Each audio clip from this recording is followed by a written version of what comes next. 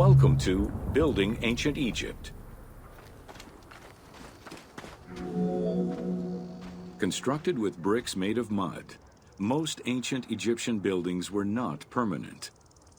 Only religious temples and funerary monuments were meant to stand the ravages of time. For these very important structures, Egyptians used limestone, sandstone, and harder materials, such as granite, quartzite, and travertine. These heavy stone blocks were so prized that they were often transported from quarries located hundreds of kilometers away.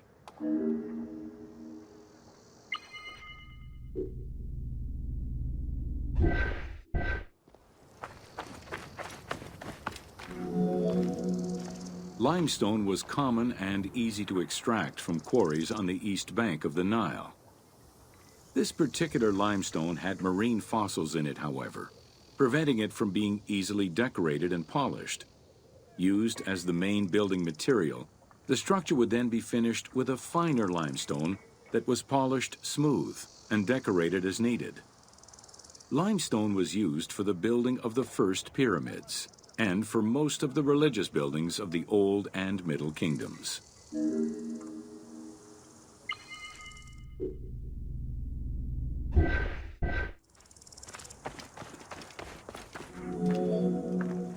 Ancient Egyptians preferred to use sedimentary rock beds or layers like sandstone and limestone because they were often easier to extract. The common method used to extract stone was the open pit quarry. Stonecutters would find quality stone, shape, and dig it out on site. Open pit quarries enabled many workers to work simultaneously on many blocks, which allowed for better productivity.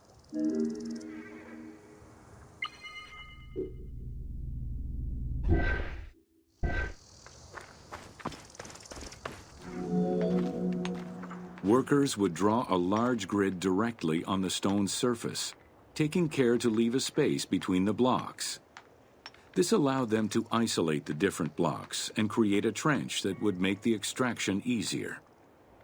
Stoneworkers used iron chisels for hard rock and bronze or copper tools for softer rocks such as limestone. Removing material between each block created a trench line.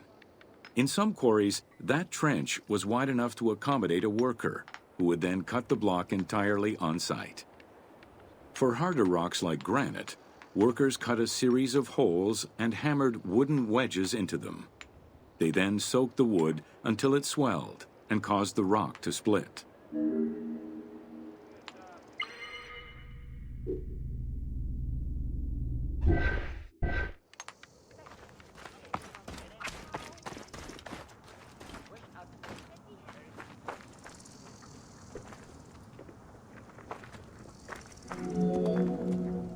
The gallery extraction technique was used when the desired rock was buried under layers of rubble.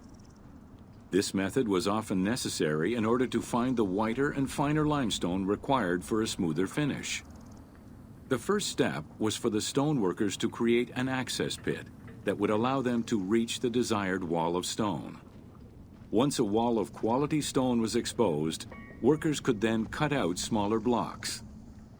This pit required a descending platform. Designed like a stairway, it allowed them to free multiple galleries of blocks.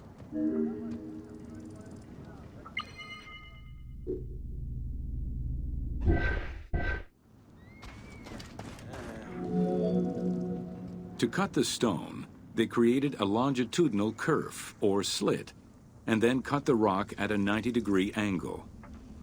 The lower side was determined along the geological layers or by using a horizontal cut. Wooden wedges were inserted in the rock and hammered in.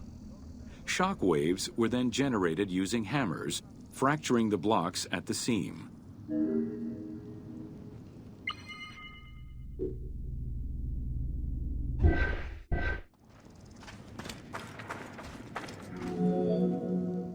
To maintain the stability of these mining pits over the course of quarrying, workers would leave support sections of unexcavated rock.